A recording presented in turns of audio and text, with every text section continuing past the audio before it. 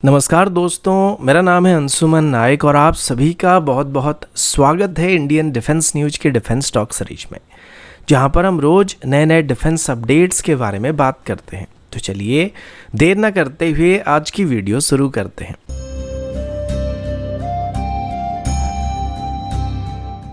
आज की पहली अपडेट IRST सिस्टम की तरफ से है। आमतौर पर इन सिस्टम को पैसिव डिटेक्शन सिस्टम कहा जाता है, जिनको एयरक्राफ्ट की हीट सिग्नेचर को कैप्चर करने के लिए इस्तेमाल किया जाता है। और जिन एयरक्राफ्ट को रडार्स में देखना संभव नहीं होता या ज़्यादा दूरी से हम लोग डिटेक्ट नहीं कर सकते हैं, उनको IRST सिस्टम की मदद से ट्रैक किया जा सकता है। और आजकल के लगभग सभी मॉडर्न 4.5 जनरेशन एयरक्राफ्ट में ऐसे सिस्टम मौजूद होते हैं।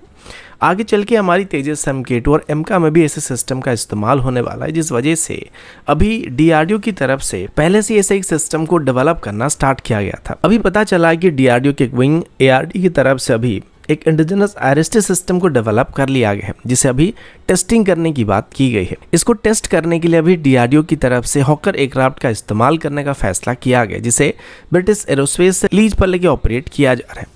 और उसमें अभी इस IRST सिस्टम को इंटीग्रेट करके टेस्ट किया जाएगा। ये सिस्टम कुल मिलाकर 2 लाइन रिप्लेसमेंट यूनिट यानी कि LRU को मिलाकर बनाया गया है। पहला सेंसर हेड यूनिट है, या जिसको शॉर्ट में SHU यूनिट कहा जाता है, और दूसरा इसकी प्रोसेसिंग यूनिट है, जिसको शॉर्ट में PU यूनिट कहा जाता है। SHU यूनिट को एयरक्राफ्ट की नोज सेक्शन में कुछ इस तरीके से प्लेस किया जाएगा कि इसका डोम सेक्शन बाहर की तरफ रहेगा, और जो दूसरी प्रोसेसिंग यूनिट होने वाला है वो पूरी तरीके से इसकी नोज सेक्शन के अंदर रहने वाला है। इसमें एक और इंपॉर्टेंट कंपोनेंट भी रहने वाला है, जिसको मिशन कंप्यूटर कहा जाएगा, और ये एयरक्राफ्ट के कैबिन सेक्शन में इंस्टॉल किया जाएगा, जो कि सभी लाइन रिप्लेसमेंट यूनिट के बीच एक कम्युनिकेशन ब्रिज को एस्टेब्लिश करने का काम करेगा। और साथ ही इसमें सीमलेस डाटा ट्रांसमिशन के लिए फाइबर ऑप्टिक केबल का इस्तेमाल किया जाएगा, जो कि आमतौर पर फास्टर डाटा ट्रांसफर के लिए इस्तेमाल किया जाता है।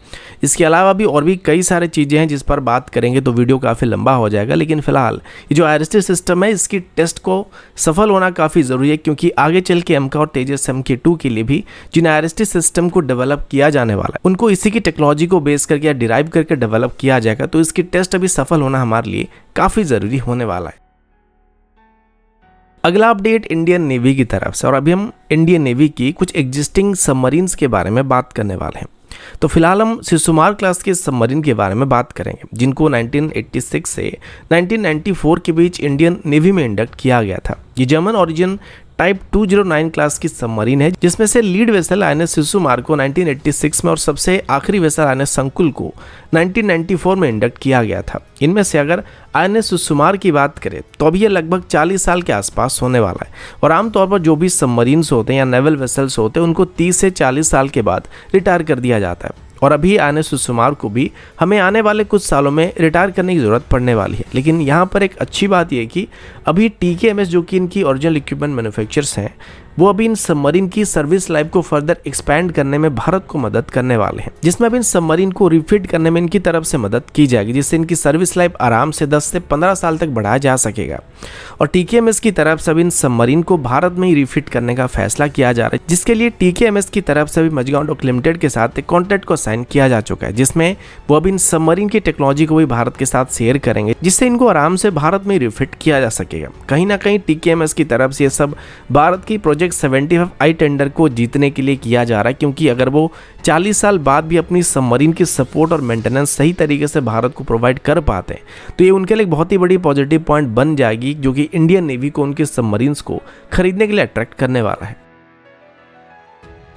अगला अपडेट INS तलवार की तरफ से, जो कि इंडियन नेवी का एक फ्रंटलाइन गाइडेड मिसाइल फ्रिगेट है। अभी रिसेंटली इसको रशिया भेजा गया था, जहां पर रशियन नेवी डे में पार्टिसिपेट करने वाला था। वैसे INS तलवार की बात करें तो ये भी एक रशियन डिजाइन फ्रिगेट है, जिसको क्रिवाक 3 क्लास की फ्रिगेट कहा जाता है। लेकिन INS तलवार को लेके अभी हम जिस खबर के बारे में बात करने वाले हैं वो कुछ और ही होने वाला है।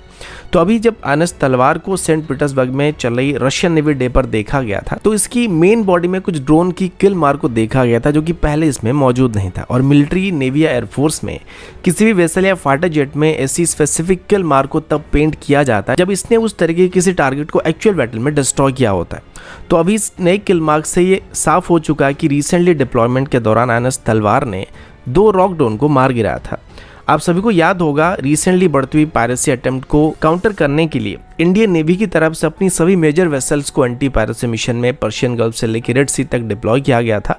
और इसी रीजन में आमतौर पर हाउती रिबल्स की तरफ से वेसल्स के ऊपर ड्रोन से अटैक किया जा रहा था। तो अभी INS तलवार में जिन किल मार्क को देखा जा रहा है वो काफी हद तक हाउथी रिबेल की तरफ से इस्तेमाल किए जा रहे ईरानियन साइड 136 ड्रोन की जैसे दिख रहे हैं, जिनको INS तलवार की तरफ से साथ मार के गिरा गया होगा। लेकिन अभी तक इंडियन नेवी की तरफ से ऑफिशियली इन किल मार्क को लेकर कोई भी स्टेटमेंट को इशू नहीं किया गया।